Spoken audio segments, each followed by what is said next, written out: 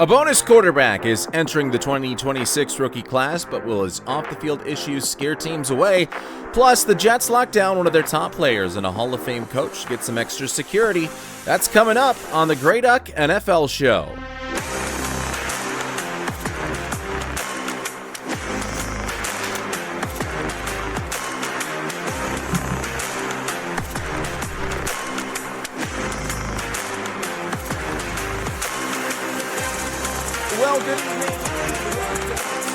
The Grey Duck NFL Show here on the Grey Duck Sports Network. You can go ahead and give us a follow on Twitter, where we are at Grey Duck Sports. That's the same tag on YouTube as well. Then we have a TikTok at grey.duck.sports. There you'll find clips from all three of our flagship shows, the Twinkie Town Tavern, and the Vibe of the Vikings, plus different moments and breakdowns of stories throughout NFL MLB history. That is on the TikTok, YouTube, and Twitter of the Grey Duck Sports Network. Glad to have you along with us for this evening, and we have two shows a week if this is your first time joining us, one on Tuesday, one on Thursday. Today it's going to be news heavy with some big things coming out of the college level, a back and forth tug of war battle between a potential 2027 draft prospect who now looks like he'll be in the 2026 supplemental draft. All of that has finally been decided, plus a lot of other housekeeping things being done around the rest of the NFL as teams close up OTAs and minicamp for the offseason before training camp gets started next month. And then obviously on Thursday, we will have a little bit less news heavy, and we will have our next position group of the Grey Duck 250, where we count down the top 250 players by first breaking down the top 32 at each position. We did wide receivers this past Thursday. You'll have to tune in this upcoming Thursday to see what we do on the second installment of the Grey Duck 250 as we get closer and closer to the start of the 2026 NFL season. And it looks like there could be an extra quarterback that we did not expect coming into play somewhere during 2026, with a bunch of teams that still need some more concrete answers at their gunslinger position, and that is Brendan Sorsby. He will look to be one of the answers for whatever team it is that he ends up on. Brendan Sorsby, who played at Cincinnati over the last couple of seasons, he has been good, but not like out of this world good. He transferred this past offseason to Texas Tech from Cincinnati, so was able to find himself on a team, on a roster that had just made it to the college football playoffs for the first time ever in 2025, and whose main issue was the quarterback position. So Texas Tech was expecting a lot of big things from Brendan Sorsby, but then some allegations began to emerge that, in fact, Brendan Sorsby had been betting on games that his teams were a part of, dating back to his time as a bench player, as a redshirt player at the University of Indiana. He would bet on Indiana games. I can't remember the exact number, but it was reportedly thousands of bets that have been made from then until this past 2025 season. And while he was with the Cincinnati Bearcats, allegedly also placed bets on the Cincinnati Bearcats. And from what all of the reporting has said, all of these bets that were placed on those teams to win. But one, you're not really going to see the NCAA give any ground and say, oh no, he was betting on them to lose, because that would question the integrity of the game that's already being questioned right now. It would question it even further. So we can't say for certain that he wasn't throwing any games, but from all of the reporting that has been done and the investigations internally that the NCAA has done and that other entities have done as well, it would seem like he only bet on his team to win. But that's a big no-no in either case. He went to rehab for a gambling addiction after the news broke, whether that was a PR move, whether that it was a kind of just a very genuine effort to better himself and to break free of gambling addiction, which are very real. Addictions to gambling are very, very real, very prominent. Whatever the case may be there, he knew that he was going to face some discipline from the NCAA. So he lawyered up. The NCAA originally, suspended him. There were injunctions that were filed, or attempts at injunctions by both sides. Eventually, last week in Lubbock, a judge decided that Brendan Sorsby would be able to play and said that the NCAA cannot keep him from playing during the 2026 season. It just so happened that judge was also from Lubbock, Texas, which is where Texas Tech plays, but apparently not a Texas Tech fan. I don't know how much I believe that, but Texas Tech was ready to go into the season with their gambling quarterback starting games for them after a brief 2-game suspension was going to be served at the beginning of the year when Texas Tech was going up against some of the cannon fodder of their 2026 schedule. And that caused the Big 12 to get up into an uproar. It really caused media everywhere and all NCAA teams to get into an uproar, with Texas Tech making videos that were up over 20 minutes in length and releasing long statements, all defending the decision by the judge and by defending Brendan Sorsby, and said that they would support him as he wanted to become a starting quarterback for their squad, and how the emotional loss that he would have if he wasn't able to play college football would be just too much for him to bear. And that was one of the reasons why the judge said that no, he cannot be suspended for more than 2 games this season. A whole lot of stuff to defend someone that had actions over the last couple of seasons that questioned the integrity of one of the biggest sports in America, in college football. Obviously, the NFL about a tier above that, but college football, you could argue, is number 2, even more so at times than the NBA, MLB, and NHL.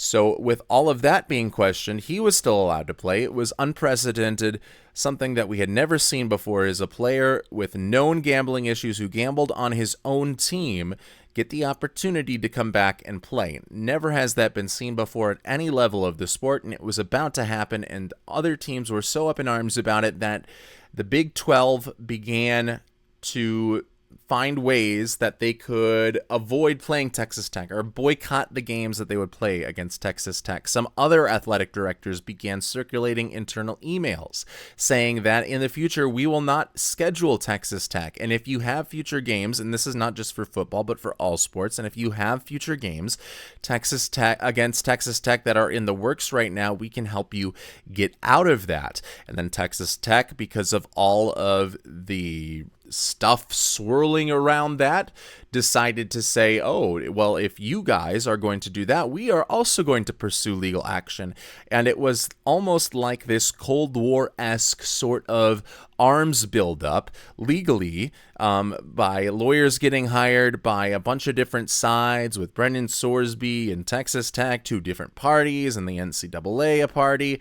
All of that led to Brendan Sorsby today making the decision that he will not play college football in 2026. So good on him for, despite making the non-bigger man decisions throughout his college career, making the correct call, preventing a civil war from disrupting the 2026 college football season, with all of these teams seeing Texas Tech as the enemy.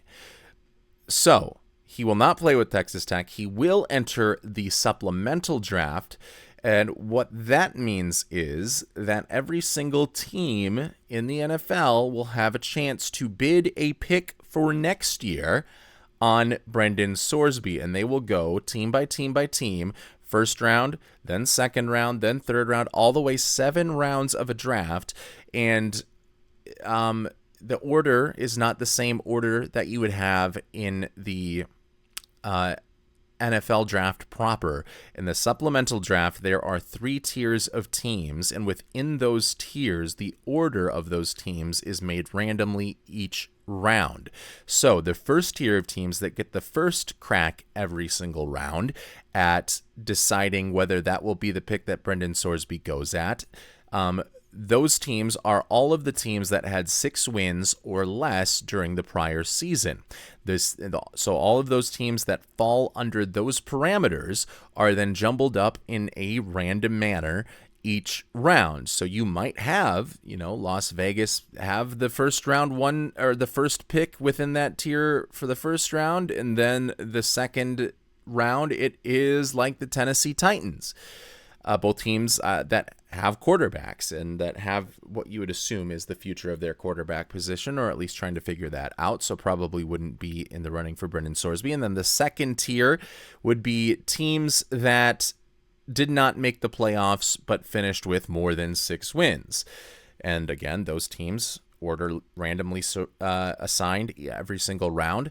And then finally, at the very end, it is the playoff teams. And again, random order within that third and final tier for every single round. So, each team goes through first round. You want a player? Do you want a player? Do you want a player? And the caveat is if you say yes in the first round, for instance, to the player, you are putting your first round pick for the following draft into the ether.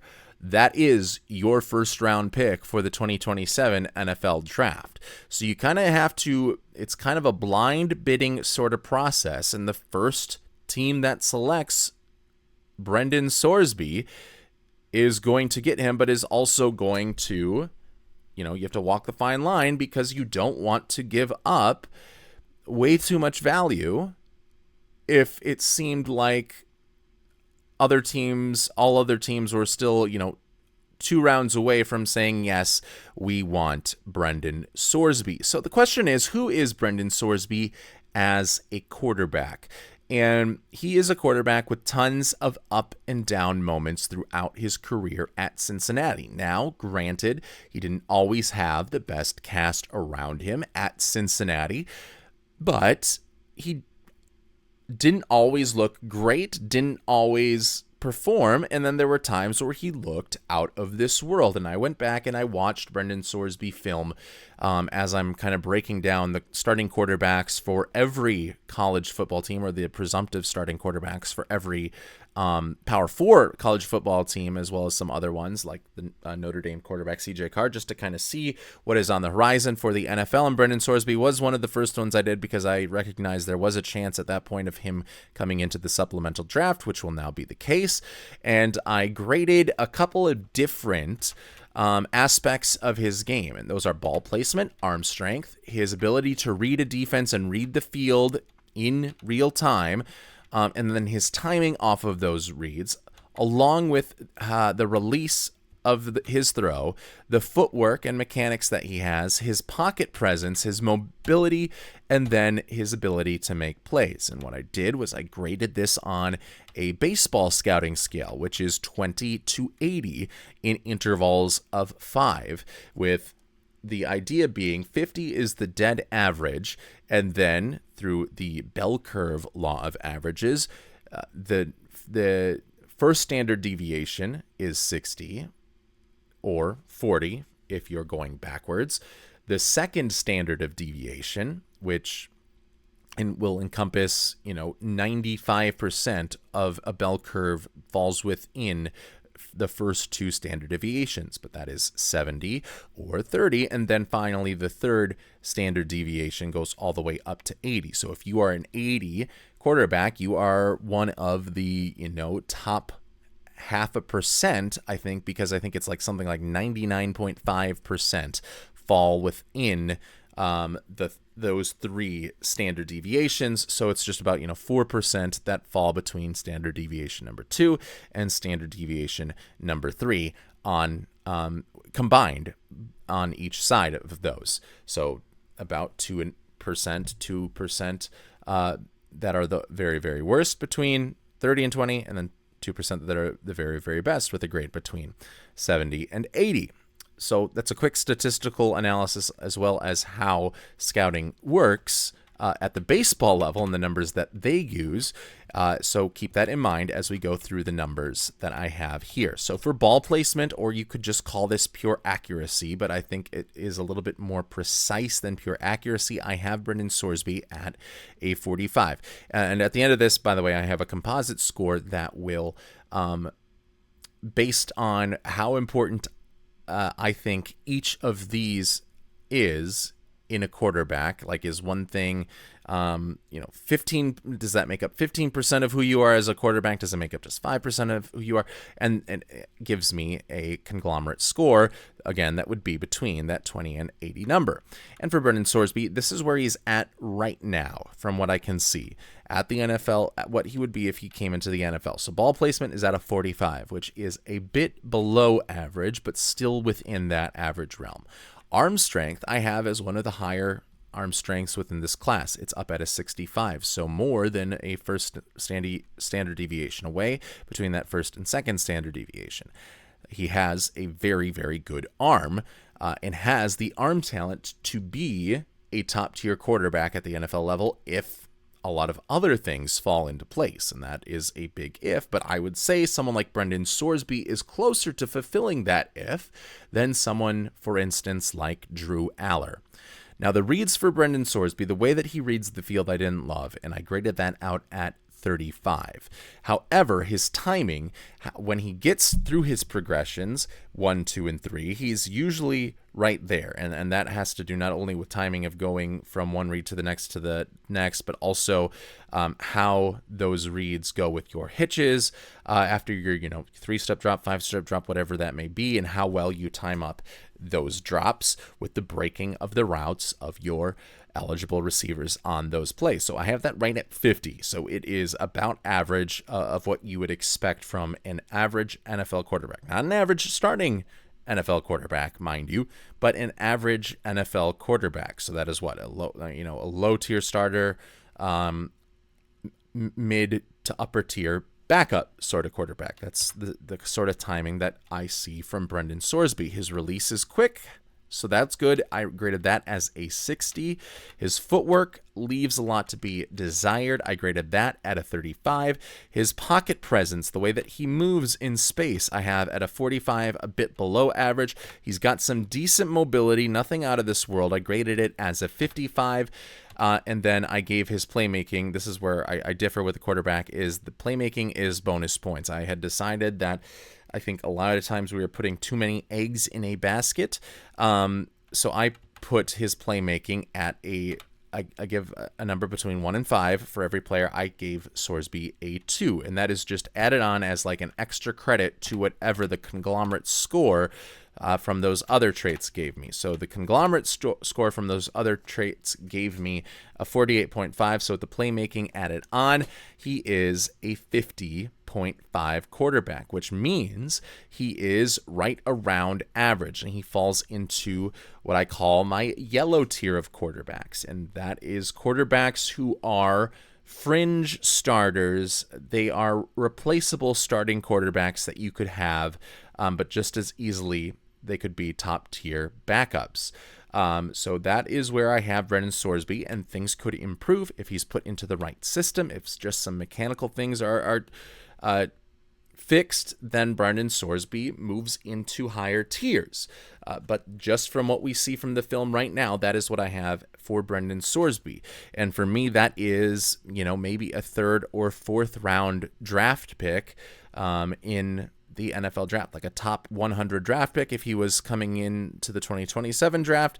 So maybe that is what you're seeing he goes for, is a top 3 or top 4 round 3 or round 4 draft pick in this upcoming supplemental draft. Now, I don't have the dates on when that supplemental draft is, but there is a lot of potential there for Brendan Sorsby. So even if where he is right now is in that third round, fourth round sort of pedigree, the potential that he could have might be enough for a team to part ways with the second rounder in next year's draft. I think it would be crazy for anyone to decide to give up a first round pick in next year's draft, especially with how good next year's draft class is. I think it would be ill-advised, but I've also heard, like, Todd McShay thinks that it is possible that Brendan Sorsby gets a first-round pick in the supplemental draft from somebody desperate enough, I suppose, for a franchise quarterback. And I've also heard other reports, like from Albert Breer, who talks to scouts, one of which, granted, just one, that he was able to say, said that he has Brendan Sorsby graded out higher than Arch Manning, who is pretty much the consensus number one pick of the 2027 NFL draft if he decides to declare. So, just because my opinion on Brendan Sorsby is that he is a low-end starting quarterback, high-end backup quarterback, one, that is only where he currently is today and does not necessarily project his ceiling, and two, does not mean that my opinion is shared wholly around the rest of the NFL of scouts who are probably much more qualified and better at breaking down tape than I am and have also seen him in person. So, that being said, it could be as high as a second, or I think even a first-round pick, I guess, from what people are saying, but I would advise a third or fourth-round pick for a team that would want this, because, again, you also have to deal with the fact that there is the gambling addiction issue. There is that history of him placing wagers on his team, and that is a risk, even if you think that it is in the past for good, and you'd have to have a lot of conversations with him, and I'm not sure a lot of teams have the time to have all of that, even with this kind of being a dead point in the offseason. But that is just an inherent risk, and whatever team gets Brendan Sorsby, even if it's for a 7th round pick in the supplemental draft. So you're kind of risking a lot, you're hoping for a lot of the potential, so I think with both of those washing each other out, we should just go with where Brendan Sorsby is today. And I think if any team gives more than a third or fourth round pick, that would be a mistake. Now, what teams do we think are most likely to go after Brendan Sorsby?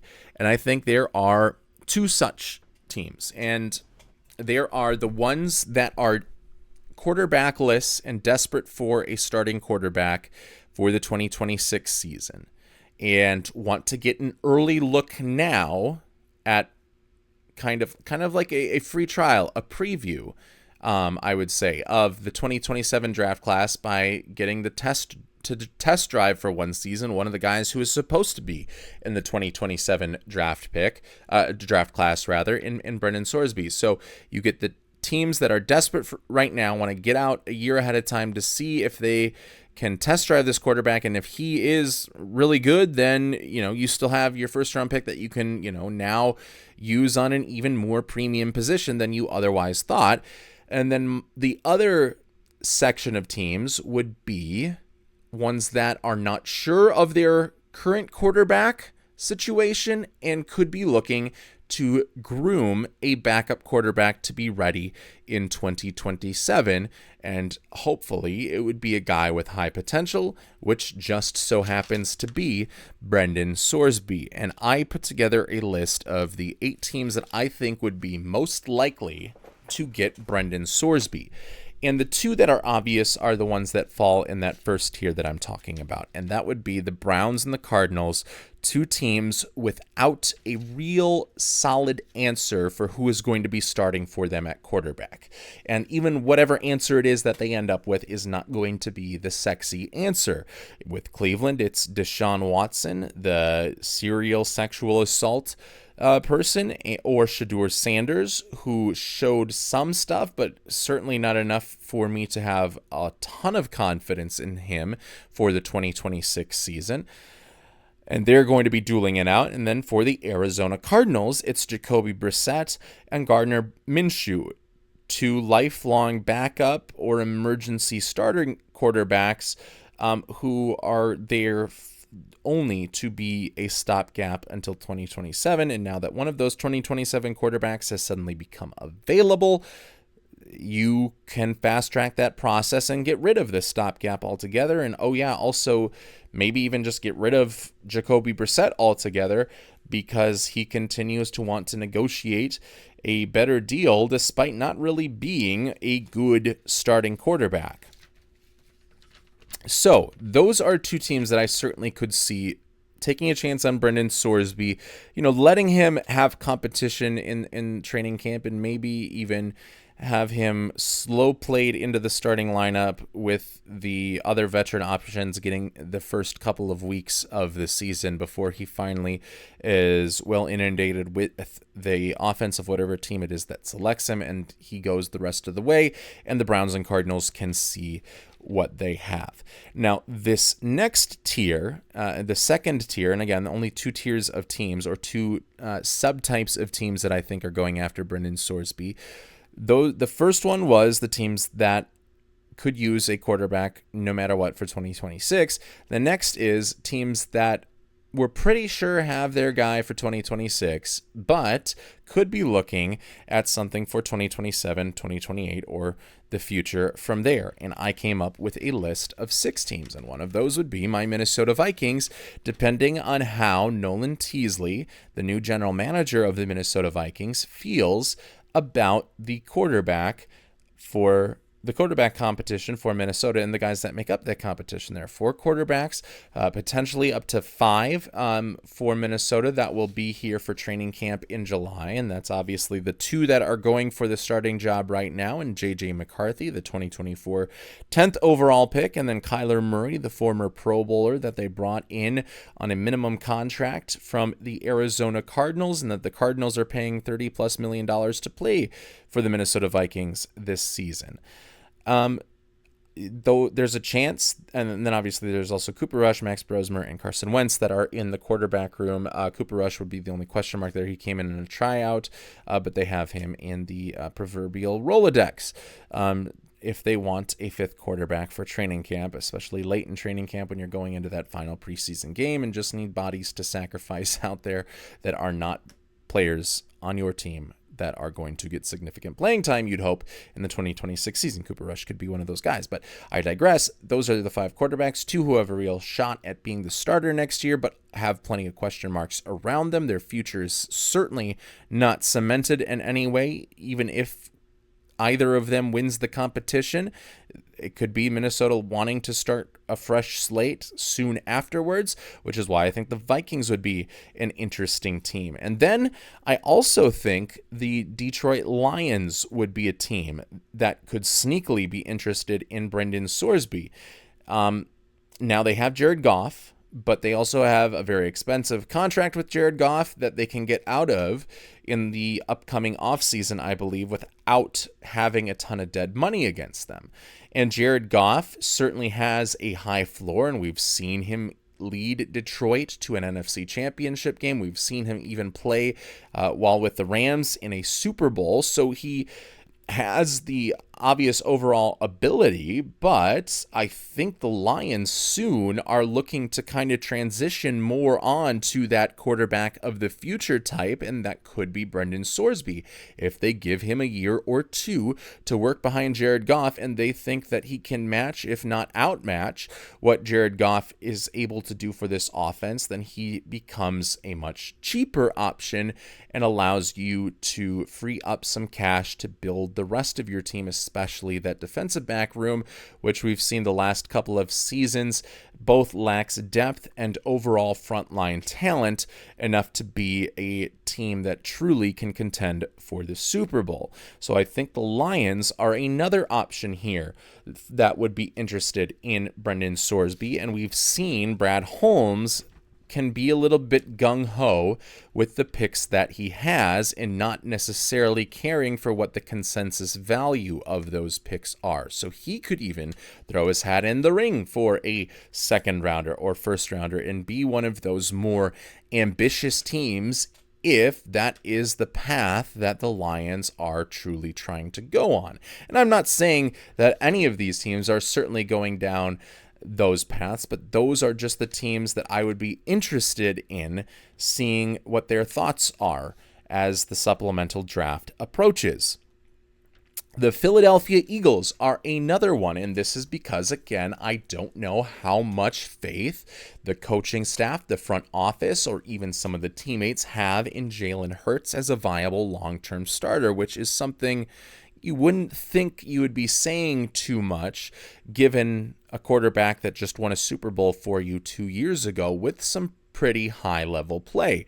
But now with the transition to the new offense, with the cracks last season in a pretty boring offense kind of starting to show and forcing A.J. Brown out because of his frustration with the boring and ineffectiveness of the offense, you have a runway where you could at least put some pressure on put some pressure with Brendan Sorsby on Jalen Hurts, and some pressure that is actual pressure, not a Tanner McKee or Andy Dalton sort of pressure. And this was something that I had said, well, maybe in the draft they could even look to move on from Jalen Hurts and bring Ty Simpson in as the guy of the future.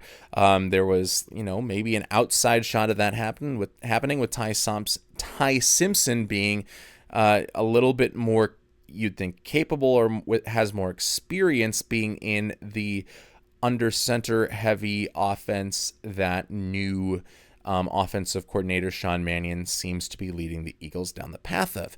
Now, Brendan Sorsby doesn't necessarily have that same experience as Ty Simpson with under center offense, but now could be a guy that you have lying in wait to, at best push Jalen Hurts to be an even better quarterback, and at worst be an option if the Jalen Hurts experiment throughout the rest of throughout the rest of his Eagles tenure goes belly up. That's why I have the Eagles on this list. Another team, the Indianapolis Colts. Yeah, they have Daniel Jones. They have Anthony Richardson. I'm not necessarily sure that they want Anthony Richardson. They say they like Riley Leonard. I'm not so sure. But Daniel Jones is on a shorter term contract, so there's not like a ton of faith in him. He had a good start to last season, but started to fall off even before he began to suffer some injuries. So it's not like he was perfect all the way through. We started to see some of the cracks of his game even towards the end of last season. So maybe there's not as much faith there.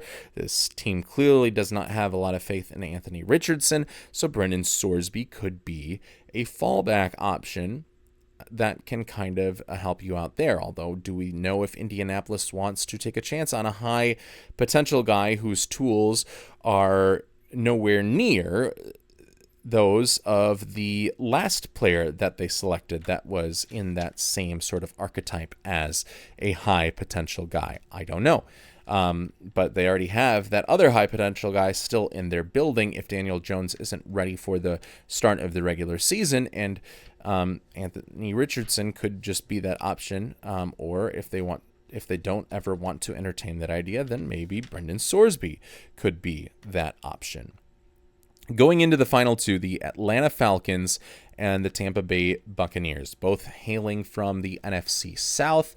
And I think the Tampa Bay Buccaneers would, be licking their chops at this opportunity if they have a good scouting grade on Brendan Sorsby, because that allows them with a cost-controlled quarterback that could be better than Baker Mayfield, who I think is limiting how good. And sometimes he extends the ceiling, sometimes limits the ceiling, but overall, I would say limits what the Tampa Bay Buccaneers can do throughout the course of an entire season, and we saw both the ups and downs, all of which accumulated into a missed postseason for Tampa Bay and a pretty epic late season collapse by the Buccaneers as the Panthers stole that NFC South division. So do they have a ton of faith in Baker Mayfield? Or do they want to move on from him and not have to negotiate a super expensive contract? And then they can just quickly transition to Brendan Sorsby come the 2027 season. And then the Atlanta Falcons, again, Tua Tagovailoa, Michael Penix, dueling it out for quarterback one.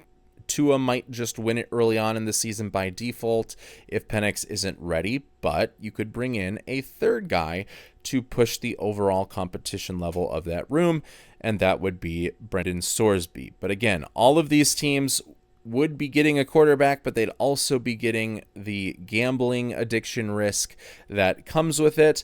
But I think somebody is going to give up a third, fourth, or maybe even a second for Brendan Sorsby, and there might be just one guy crazy enough to give up a first, although I think that would be almost a fireable offense. Although if it worked out, that would be me having egg on my face. But again, those 8 teams that I would have in the running for Brendan Sorsby are the Browns, the Cardinals, the Vikings, the Lions, the Eagles, the Colts, the Falcons, and the Tampa Bay Buccaneers. Now let's move on to the next big story from Monday, and that is Joe Tippmann, the guard of the New York Jets, and he signed a contract extension with the Jets. The guard gets 4 years, $66.4 million, as the Jets have now locked down Breece Hall. They've locked down Joe Tippmann and are looking to build a more competent offense than they had last year. And really, I think the main issue last year, and really the only issue for the Jets on the offensive side of the football, was the poor play at the quarterback position. And going into 2025, I was kind of excited to see what this Jets offense would look like with an excellent offensive line, a fast quarterback, a pair of good running backs in Braylon Allen, who ended up getting injured early on in the season and missing the rest of the year, and then in Breece Hall. New tight end with Mason Taylor, and Garrett Wilson still out there as your, top wide receiver. I was interested to see what they would do with that. Not with Justin Fields being this, true elite passer, he's an elite passer of the football. He's not an elite quarterback because of his struggle to be on time with the football and his struggle to read the field and pull the trigger when he sees what it is that he wants from a defense. But I thought at the very least there would be a lot of fun little options, for lack of a better word, option concepts, I guess, in the Jets offense. And we saw some good looks in that realm early on in the season, in obviously that first game against the Steelers, where it was a shootout all the way back and forth that ended with the Steelers getting the Chris Boswell field goal as time expired to win the game. I think it was like 39-38 or something. But you saw early on that if there was an actual quarterback manning this offense behind this offensive line with the weapons that they had on offense, this Jets team could have looked a lot better on offense. And now you've upgraded from Justin Fields to Geno Smith, who, yes, had a bad year last year, but also had a pretty crappy infrastructure of talent around him. So that was the case with the New York Jets offense this past season, and I think the New York Jets offense this upcoming season could take a step forward, and Joe Tippmann, who just signed that contract extension, would certainly be a significant part of that, in a significant part of that offensive line really becoming if stepping fully into its full potential, and that can only really be realized if the rest of the offense also is in step with that. So it will be interesting to see how Joe Tippmann plays, how Armin Membu looks in his second year, but I think this could be a fun Jets offense to watch with a significant upgrade from Geno Smith after having Justin Fields last season. So that is the Joe Tipman news. And now going on from that to some much more somber news, and that is the death of Alden Smith. He passed away at the age of 36. He was found deceased in the vehicle of his friend after he and his friend helped deliver food to people that were homeless that same day. He was later found unresponsive, taken to the hospital, and was pronounced dead on arrival. Now, his friend has been reported as saying that he believes that it was natural causes. There does not, from his perspective, look to be any signs of, suicide, overdose, any of that, but we also have not had that officially come out from the Santa Clara, I believe it was, or San Jose Police Department.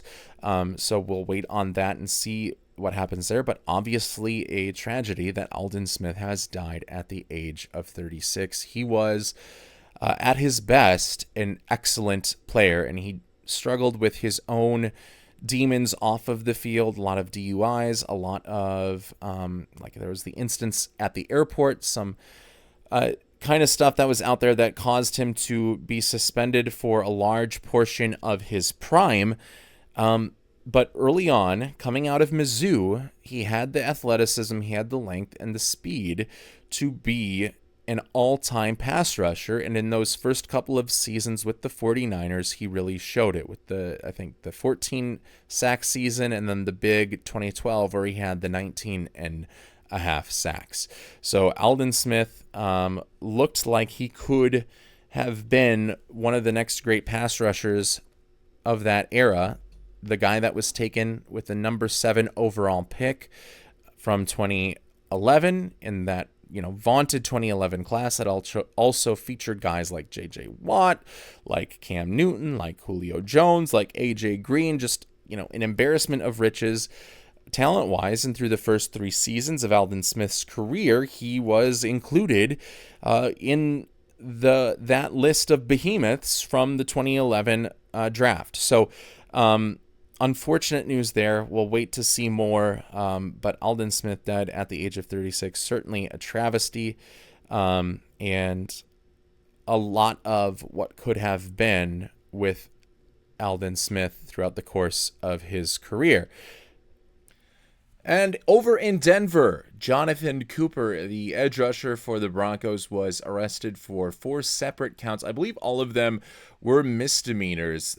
This was having to do and related to the charges that he was arrested for, along with his girlfriend, a couple of weeks ago, where you might remember there was an argument that ensued in both parties damaged allegedly each other's cell phones, and that led to both people being arrested. And Jonathan Cooper now being arrested now a second time in a couple of weeks is definitely something that is interesting, even if the original offenses, it seems, were not that severe, with the only allegations again earlier being that it had to do with damage that both folks did to the others' cell phones. But it is interesting because now it's multiple offenses and multiple arrests in a span of a couple of weeks, and that could spell some trouble from the league, suspension-wise or not, moving forward for Jonathan Cooper. And there were some reports on ESPN, some reports on the NFL.com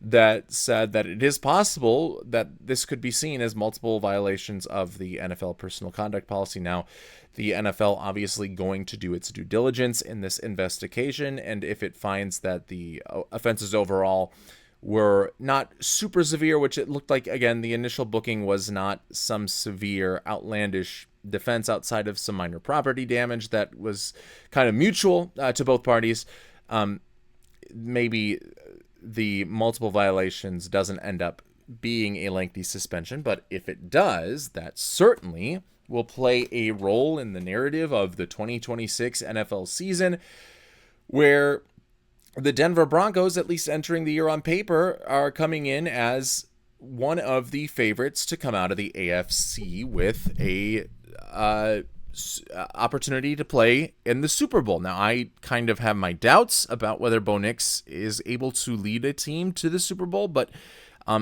if he is, it's going to be a lot, very, very much because of this defense that the Broncos have, and Jonathan Cooper, an integral part of that. They've already lost John Franklin Myers due to free agency. He's now with the Tennessee Titans, a big member of that defensive line, and losing Jonathan Cooper would hurt even more. Now, you'd still have Nick Bonito, you'd still have that very talented cornerback and safety group, so it's not as if you would be working with a barren or even half full cabinet of food, but you would be working with one less integral part in making it that much harder on yourself for the 2026 season to get to the Super Bowl. So Jonathan Cooper arrested again. And again, it had to do, I believe there was some harassment charges that were within there, but I don't believe any of them were felony charges. We'll see how the NFL kind of handles and works through all of that as we move forward. Still staying with Denver, now the Broncos are signing Sean Payton to a 5-year extension that will supersede the deal that he was currently on, which had a couple of years left on it, and it keeps him with the Denver Broncos through the end of the 2030 season. And Sean Payton has had nothing but success since coming over to Denver. Well, we shouldn't say nothing but success. He did have that game where the Broncos gave up 70 points to the Miami Dolphins during his first season at the helm of the Broncos, but from there it has been nothing but successful for Denver. I mean, think about where this team was after Sean Payton took over, or before Sean Payton took over, where they have the 1-year disaster that was Nathaniel Hackett. They had a disastrous season from Russell Wilson after giving up the farm to Seattle to help Seattle build what would eventually become a Super Bowl team. But they give up the farm. They bring in this quarterback, kind of an all-in sort of move, trusting the defense, trusting the receivers at the time. It was Cortland Sutton, Jerry Jeudy, a solid receiving core around Russell Wilson. And it kind of all fell apart instantly. There was nothing that went right for that 2022 Broncos squad. You can blame Russell Wilson. You can blame some vanilla play calling by Nathaniel Hackett, some poor decisions throughout the season by Hackett. And Sean Payton, as soon as he got there, said that it was a complete and utter disaster that he needed to clean up. And it took maybe a half season, but he was able to make it work. And right away, we saw an improvement in even Russell Wilson. This late stage Russell Wilson since the 2022 had his best season with Sean Payton in 2023. And now, was there an ugly moment where Sean Payton basically decided to bench Russell Wilson so that part of his contract in the future didn't become guaranteed? And was there some headbutting there? And yes, all of that. But Sean Payton, I think, ended up coming out of all of that as the wiser person and a kind of keen decision maker by deciding to bench Russell Wilson and not now keeping him with Denver and making it easier for the Broncos to move off of him, and then move forward in their franchise by getting a quarterback that fit the system that Sean Payton likes to run a little bit, with Bo Nix, who has his faults, but at the very least can execute a game plan that Sean Payton puts together that always seems to have defenses on their heels and defenses really trying to tackle players that are difficult to tackle on short, quick routes, with blockers that always seem to be in the right place at the right time and always seem to be making and executing their blocks correctly.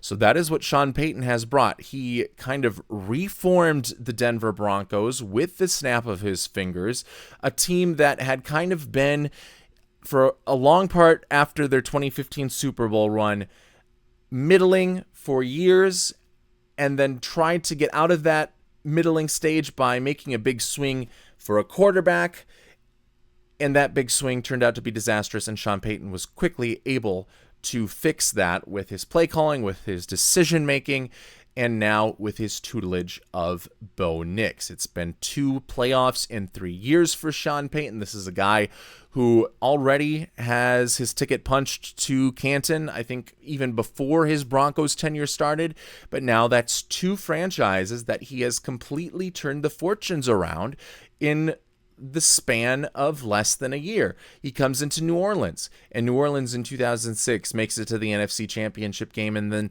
in 2009 they end up winning the Super Bowl. He comes to Denver and fixes the Nathaniel Hackett and Russell Wilson joint disaster that was on display there.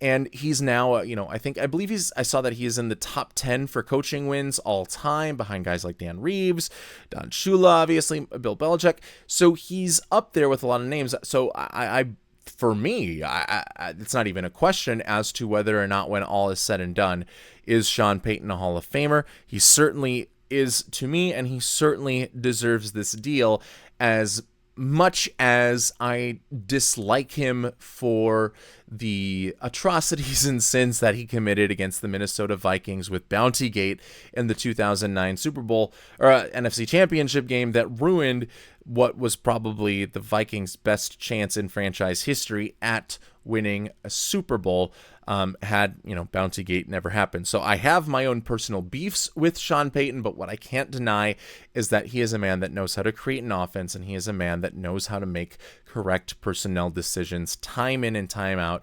It has been very much proven throughout his tenure with the Saints, and now at the beginning of his tenure with the Broncos, and he gets the well-deserved raise and well-deserved extension. They didn't release any details about what the numbers to that 5-year deal were, but it was already kind of assumed he was one of the highest paid highest paid head coaches when he first got the contract with Denver, and I assume that would still be the case with this new extension that keeps him with the Broncos through the 2030 season. So, with the Jonathan Cooper news combined with the Sean Payton news, obviously some ups and downs, but the Broncos, a team that are primed to try and go all in and make a run to the Super Bowl this year, albeit in a pretty tough AFC West division, one that might be the toughest division in the NFL.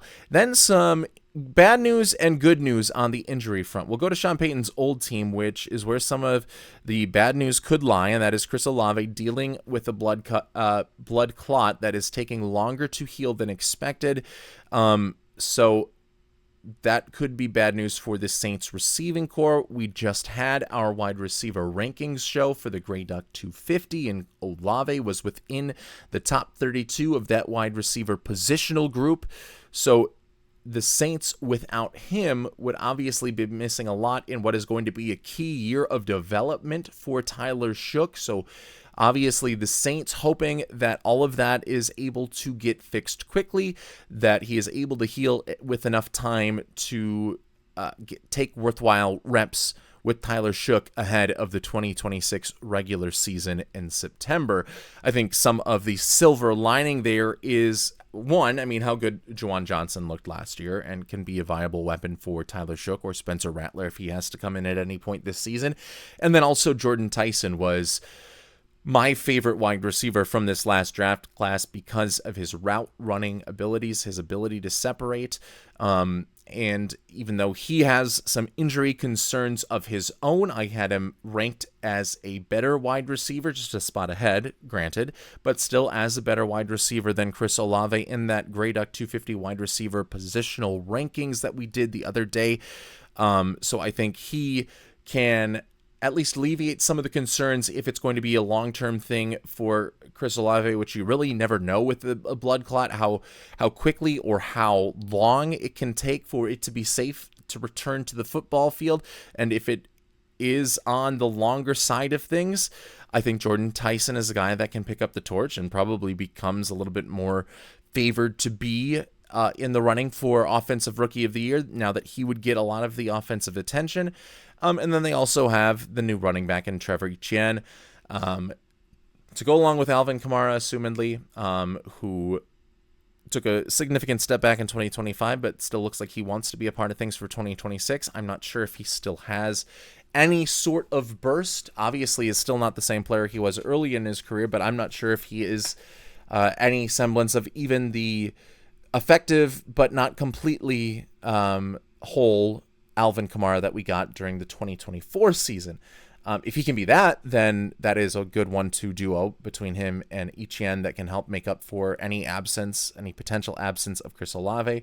But it was a wide receiver depth chart overall that was pretty unknown, with guys like Mason Tipton and the like behind the top two with Jordan Tyson and Chris Olave. So obviously best wishes to Olave, who's already dealt with, a ton of concussions since coming into the league from Ohio State and now is dealing with this blood clot. But some better news perhaps for a pair of players that have not seen the field in quite some time. Well, one of them hasn't. One of them had seen the field relatively recently, but suffered a major injury, and that is Zach Charbonnet. But Mike Macdonald says that there is a chance that Zach Charbonnet could be back for even week 1 after he suffered that catastrophic knee injury. I believe it was in the NFC Championship game that caused Kenneth Walker to be the featured back in the Super Bowl and allowed him to kind of have a clear path at winning Super Bowl MVP.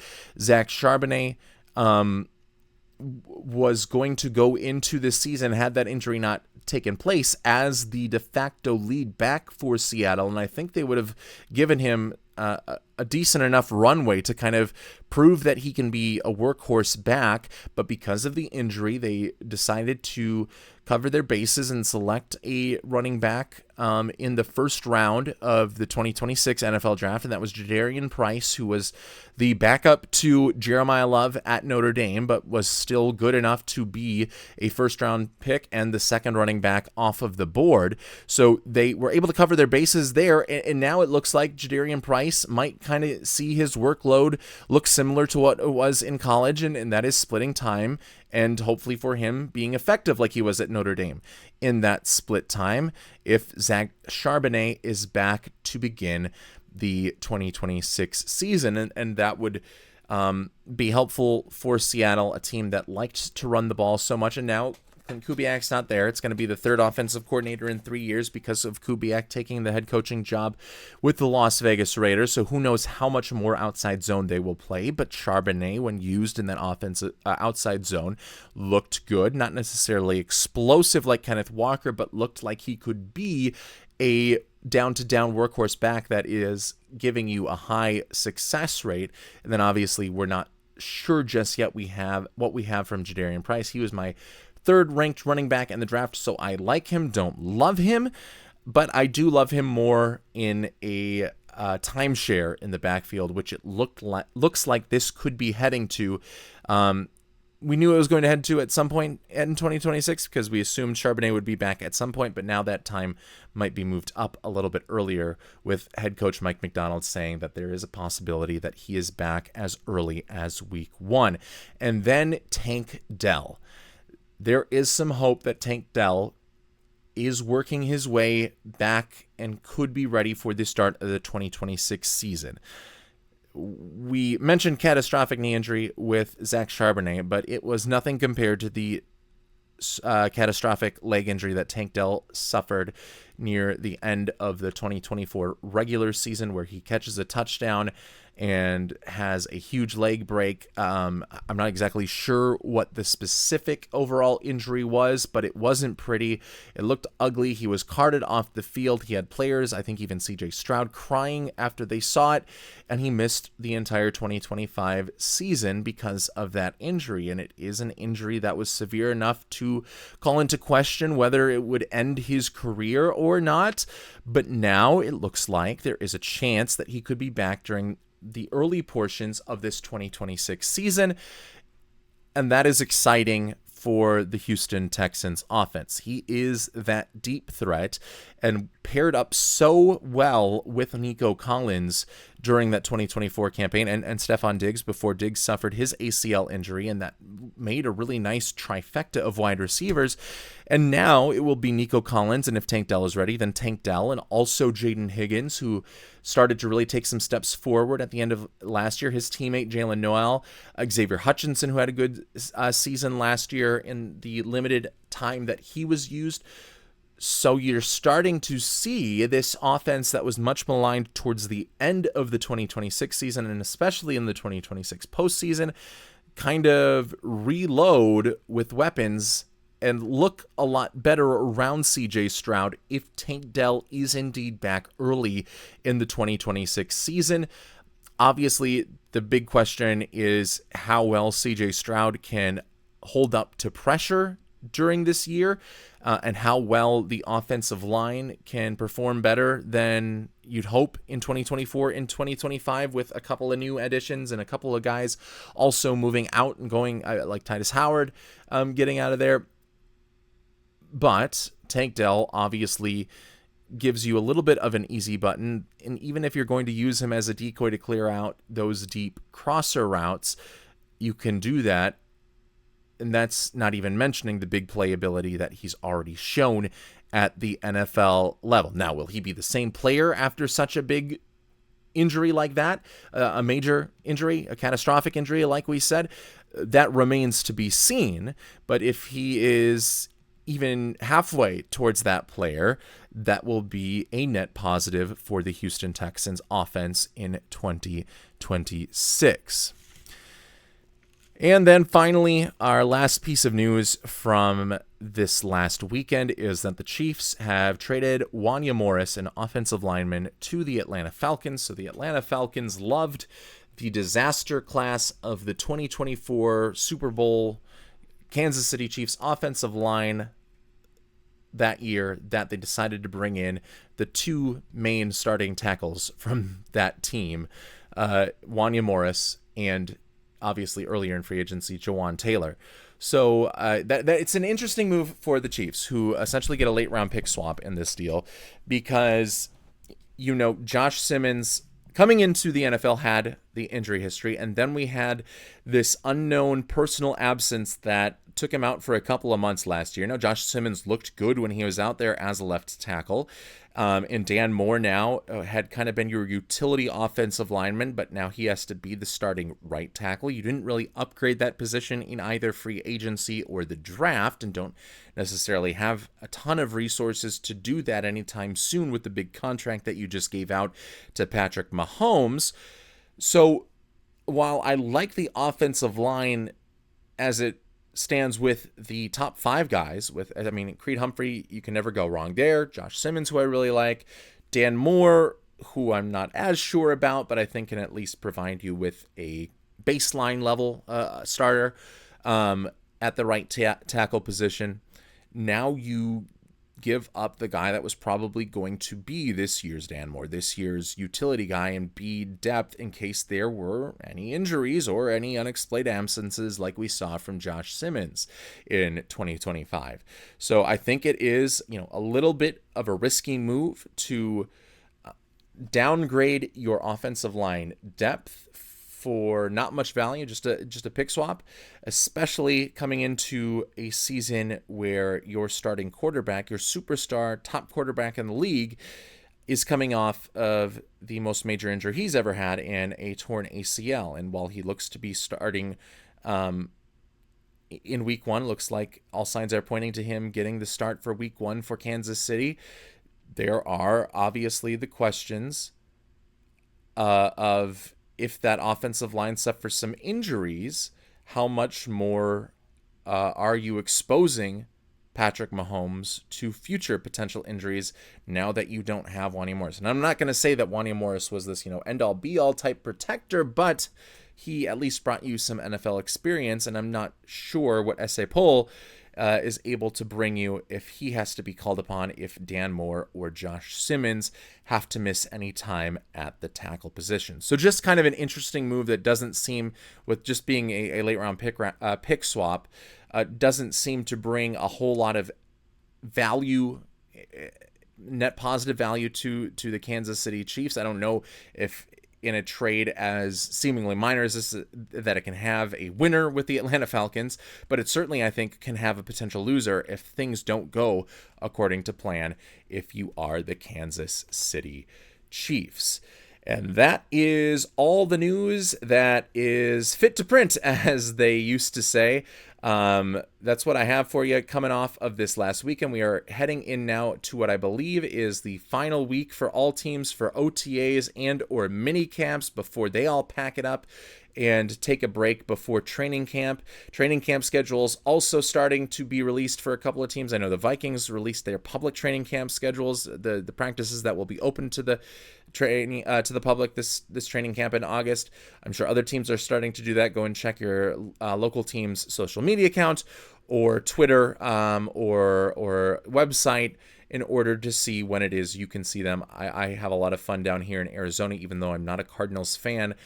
Spending some time in State Farm Stadium just watching guys practice football as that hunger and that itch for the season to return starts to scratch a lot more and become a lot more prevalent as the dog days of August kind of bring you slowly into the upcoming regular season. It is nice to have that to help pass the time. So go ahead, get tickets, watch your local team at their training camp, and have some fun when football and the absence of football becomes the hardest to manage, the absence of regular season football, at least for me, because those training camps can always provide a nice sort of release in that instance. And that is all that we have for you this evening. Thanks for joining us here on the Grey Duck Football Show on the Grey Duck Sports Network.